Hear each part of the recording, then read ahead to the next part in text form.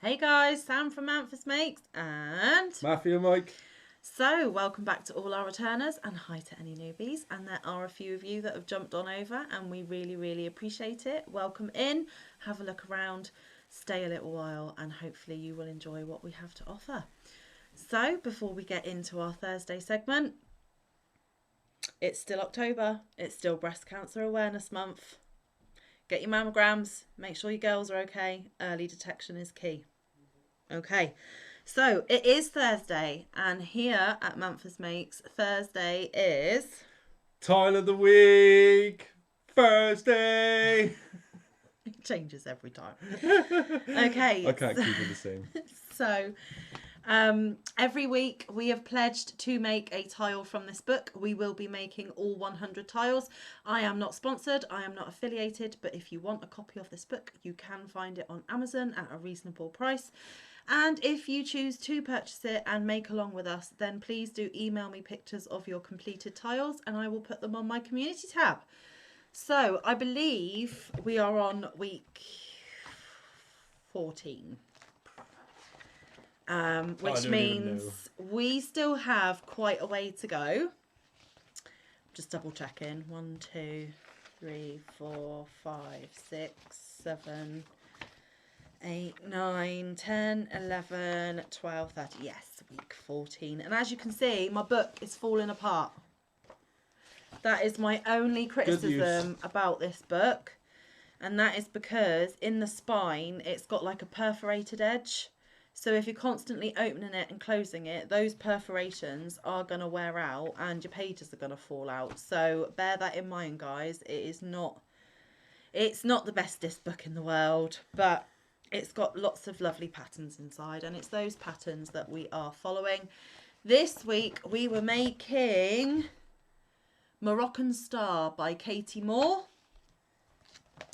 and it is supposed to look a little like that. And oh, what a time of it. It's another one of them videos, guys. I'm sorry. The making of it wasn't too bad if you were keeping the chains at the back of your work, not at the front of your work. So Manfa got to round 10, was about to start round 11, and working my way around, got to the fourth side of the tile, and one of my chains had been left in the front, and I was supposed to be working in them but on the back of the tile, which meant Manfa had to frog, which normally wouldn't be a problem, but I'd already weaved in all my ends. And with this tile and the colour, the order they do the colours, it can be very confusing which row is which colour. Yes. Manfa frogged rows that she shouldn't have and kept rows that she should, made a complete and utter mess of it and had to start all over again. So we started making this on Monday night. Tuesday night should have been completed, which no. Yeah, mine was. Yes, because it's Wednesday today. We're filming on Wednesday. You're seeing this on Thursday. I'm getting myself all confused. Mine was finished on Tuesday. Tuesday. So Mike's was finished on Tuesday. But on Tuesday, when we only had 9 rows to go, Manfa messed up royally and had to start again. So Manfa stayed up till nearly 1 in the morning. Still had 3 rows left to do. So this morning, I furiously had to do the last 3 rows. So I've technically made this tile twice. Wasn't that enjoyable to begin with? But I had to have something to show you guys, right? So it looks beautiful. Yeah, the end result is beautiful. But to get to that end result is hard work. It's not hard stitches. It's not a hard pattern to follow.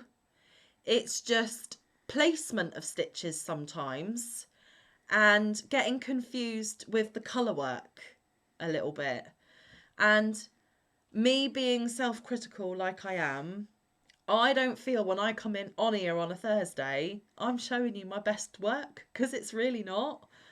I like the crochet catch-ups where I'm showing you things that I'm enjoying making. I've chosen to make in colours that I like and, you know, that kind of thing. I like showing you that side of my work because that is some of my best work that I'm showing you. But these tiles are someone else, to be perfectly honest with you. Yeah, so I practically made the thing twice. I chose to use Aran scraps or 4-weight scraps this time because we've got a few of those in our scrap bin as well, and all the others we've been using DK. So I used a 4-weight with a 5mm clover, and I went for quite masculine colours this week. Mike? I went with a DK and a 4, my trusty Odyssey. Yeah. And I went for girly colours. We switched roles this week, guys. I've gone for the masculine, he's gone for the feminine. But hey, yarn is yarn, and colours are what you choose to see colours as. For me, colour isn't stereotypical. If a guy wants to wear pink, he can wear pink. If a girl wants to wear blue, she wears blue. I'm wearing blue. I've got blue jeans on underneath the table. I wear blue quite a lot, actually. Mike's got a lovely pink t-shirt that he wears regularly. Yeah. To me, there shouldn't be any stereotype on colour. However, I do understand as a crafter that a gentleman who is coming to my stall when I'm selling hats is probably not going to pick this pink beauty. But if I had one in a grey or a blue or a more masculine themed colour, they're probably going to pick that one over the pink one. But if he wants to pick the pink one, then he can. So colour is colour. We decided to do whatever we felt like doing. Mike had a little bit of trouble with some of the rows. I think when we went into this, we didn't realise that it was a 3D tile. It looks flat on the picture, but now we've made it and we've realised that it is 3D. The rows now make sense because a couple of comments Mike made was, well, why are we only going into the back loop? Or, and I'm like, because it's raising the stitches up from being flat. And because I wasn't looking at the book, because as you know, if you watch this, Sam tells me the pattern, I do the pattern. Yeah. And it was literally curling around itself. And I was thinking, what the hell is going on with this? This shouldn't be like this. It should be square. For the first sort of, 12 rows, we're looking at what we're creating going, this ain't gonna work. This isn't working, this isn't right. But actually, you make the 3D part and then you build the square behind it. So it is a flat square at the end, but that's the last thing you make because it's the 3D part on top that you make first. Well, it's supposed to be flat. Mine's curling as well. It's tension as well, to be perfectly honest. And for both of us, the last sort of 3-4 rounds, we were just eager to get it done because this is something that we're doing as a challenge to ourselves for a Thursday segment. This isn't what either Mike or I would choose to do in our chosen crochet time as a chosen project. No. This is just a weekly segment and a challenge to ourselves. And actually, guys, we both had to learn something new this week. I even had to watch a YouTube video on how to do it because I've never done it before. Can you remember what it is? Yes. On a half double crochet, there is a third loop. We had to do a whole row in the third loop. And I'd never done crochet in the third loop before. So I'm like, hang on a minute. And when I was looking at it, because it was just me doing it in the beginning. Yeah. I was like, well, where's the third loop? Can't see no third loop. Eventually I found it. Yeah. And the reason why they ask you to do the third loop, well, if we both show, right, we're going to show you our tiles. So as you can see, they are 3D. This is the flat bit. And all of that is 3D on top. So yeah, it is quite a feat, to be fair. Now, going back to the third loop, that was this row here. This blue row on mine, I had to put in the third loop, and that is because they wanted it to look like a ridge of stitches on the front. To create that effect, you had to work into the third loop. So now I have learned a new technique to potentially put into projects in the future. It was interesting. So far, I haven't really found anything like that where I've had to go, wait a minute, I need to watch a YouTube because I don't understand it. That's the first time. So for me, that was incredibly interesting. And Mike was like, what? There's something you don't know? Like, yeah, it happens. But if you look at the back of the tile, it literally just goes in and in and in. It is just layer upon layer upon layer. It's like a deep hole of intricate. And when I was talking about I didn't leave my chains at the back, it's these. And actually it was this green one that I didn't leave at the back. That was on the front of my work and it shouldn't have been. Yeah. So I look. had to remake. There's mine.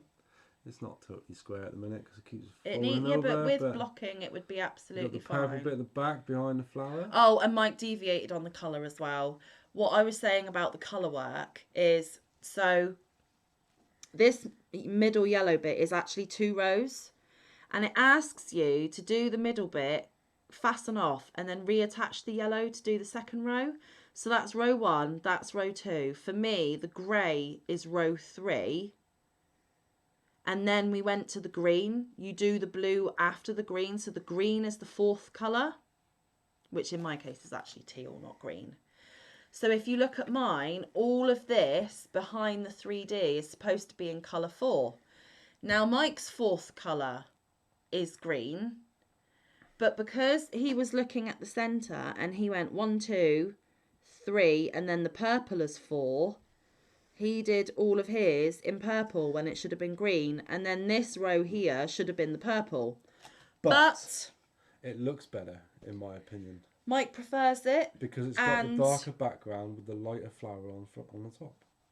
And to be perfectly honest with you guys, in any of these patterns, even though it gives you a set order of which colours to do when, you have artistic license. You have freedom to do whichever of the colours you like. If you don't like how they've placed their colours, switch it up. Mike did, and he actually prefers his by switching it.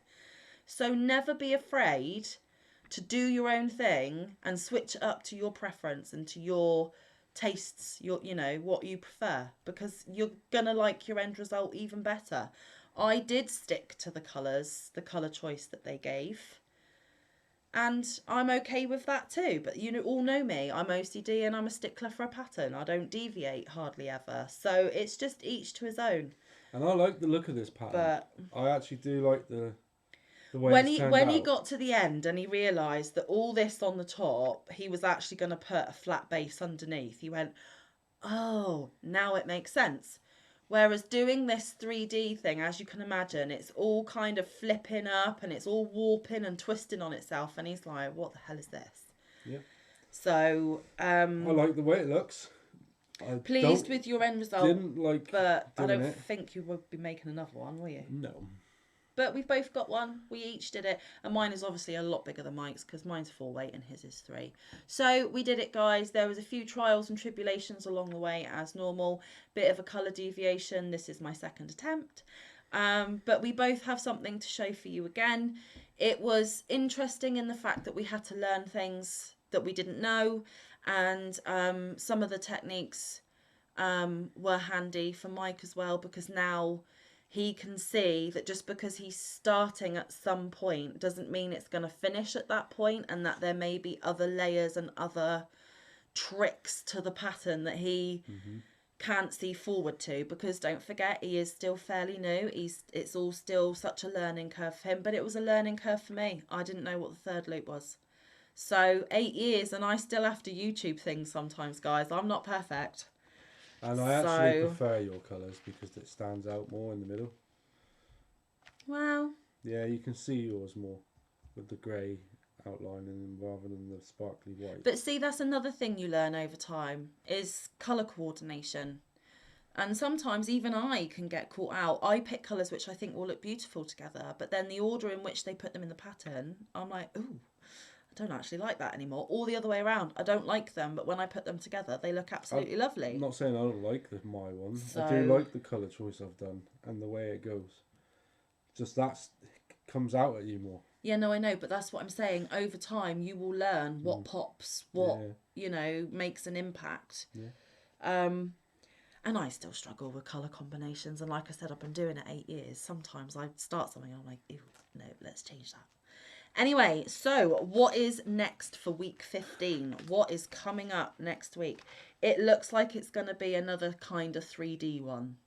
So bear that in mind before we start. This is called Blue. Now, you guys had some yarn over the pond called Hygge, and I swear that it was spelt this way. So I'm going to call it Blue Hygge. To other people, it would be like Hygge or Higgy or something. And it's by Katie Moore. That's what it's called. And that is what it's supposed to look like. So, I actually like the look of that one. Yeah. I'm quite interested in doing that one, to be fair. So I think the middle again is a 3D, and you put your flat back behind some of the petally, flowery looking bits. Yeah. But we'll see. I still like the look of it. Yeah, we won't know until we get there. And that will be week 15, which, we're powering on through. We are going to get them done every week until the book is completed. And I'm sure there's still a lot more to learn along the way. And we'll come back next week and let you know how we get on with that one, guys. So, like we said, we just do this in the interest of being honest. You might do that tile and absolutely love it, and you want to make 50 of them and turn it into a blanket, and that is awesome.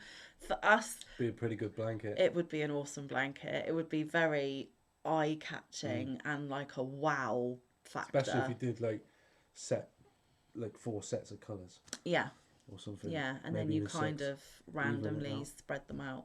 But yes, so it wasn't the worst, wasn't the best. It was kind of middle ground with some new learning techniques thrown in as well. And it kind of got our brains ticking as to how the construction would end up. Because for a while, we couldn't see the wood for the trees. No. But overall, a slightly better tile. Yeah. And actually, it is intricate and it is involved, but it wasn't as bad as some of the ones that are absolutely much more simple and we struggled with a lot more. So it just depends, guys. I think it also depends on how tired we are, how much time we've got, what other pressures and constraints we have. And confession, I haven't crocheted for quite a while. All he's been doing are these tiles of the week. I've proper lost it, to be fair. Yeah, But I'm going to power through tonight and I'm going to try and get it back. He's going to try and pick up his hooks and get the love back for it. So fingers crossed, because obviously you're seeing this on Thursday, Trisha will have drawn another number, and that would mean that he's 4 weeks behind. So on his luck of the draw. Yeah. So the only thing Mike has crocheted in 3 weeks is tiles, just for my Thursday segment, because if he hadn't have promised to do the tiles, he wouldn't have crocheted at all, and he didn't want to let me down on the promise. He didn't want to let you guys down on the promise. But you're going to try and fight to get your crojo back tonight, aren't you?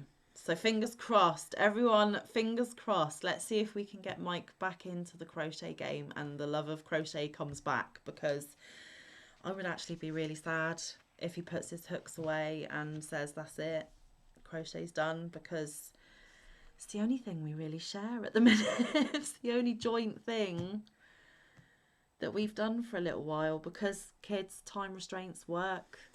To be fair, work's what's doing it. I'm fully concentrating on getting myself set into that, to be fair. Yeah. And family, work and life commitments have to come first. You guys understand that. We don't even have to explain it to those of you that come back week after week. But we'll see. We'll see how it goes. I'm not putting any pressure on him. I have said a couple of times, you're going to get your hooks out. And he's like, nah. And I haven't pushed it. I was going to jump onto a shawl, but I'm thinking if I want to get my love for it back, I need to do something. I think you should try and catch up a bit on your luck of the draw, because you enjoy doing that one. Yeah. It's not so you have to focus, you have to count, you have to concentrate. The pattern that we're doing, it's literally just going across, and it's just flow, flow, flow, flow, flow. Yeah. Mindless, relaxing, Yeah. not stressful. And I think to get your crojo back, and I'm saying this to you guys, our audience as well, if you lose your crojo, to try and get back into it, either pick small projects that aren't going to take you very long and you get instant gratification and you go, oh, I made that in a day, let's see what else I can make, and you get your excitement back. Or do one of your bigger projects, but one of your bigger projects that doesn't stress you, frustrate you, tire you. Do something that is mindless, relaxing and enjoyable, because then you'll look down and think, oh my goodness, I've done 10 rows tonight, didn't even realise I've done 10 rows. And you're like, okay, so let's see if I can do the same tomorrow. And before you know it, that project is done and you're back crocheting regularly again.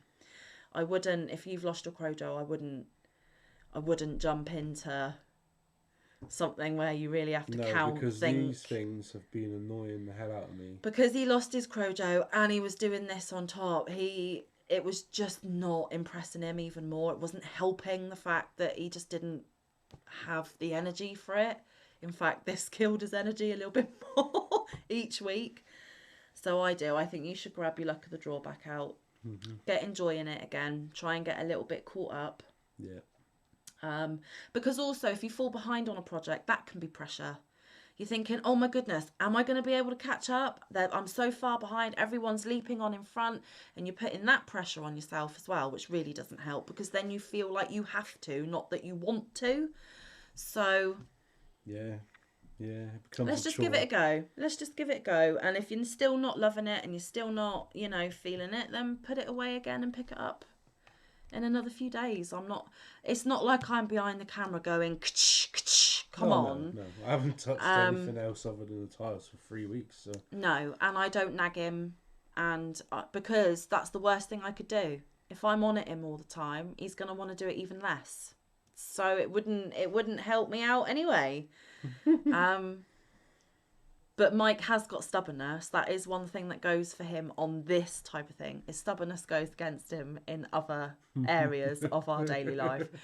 But with things like this, because he's made a promise and he's made a pledge on camera on my channel that he is going to do every single tile with me, the stubbornness in him is like, even though I really don't want to do it, I'm going to do it anyway.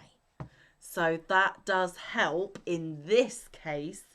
But with the stuff that he was enjoying doing, it's not helping because...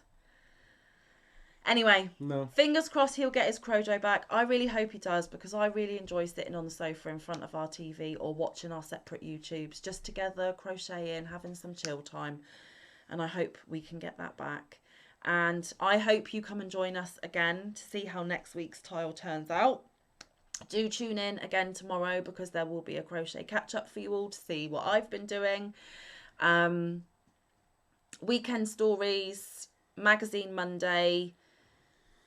And then I'll let you know in a couple of days' time what the rest of next week's going to bring. But you know that there is a video every day here at Manfa's, and I do try and get you regular content. So just keep tuning in, keep watching this space. And over the course of time, we will let you know whether Mike's crojo is back or not. Okay? So there you go. What was it? Moroccan star. Mm-hmm. Pretty cool. It is pretty cool. It's almost like a lotus flower on the top. Yeah. Anyway, we digress. Until we see you again. Stay safe. Be kind. Look after one another. Get some good quality time with your loved ones. Get some good quality crafting time in. We will see you in the next one. Or around the YouTube streets. Love you guys. See you soon. Bye.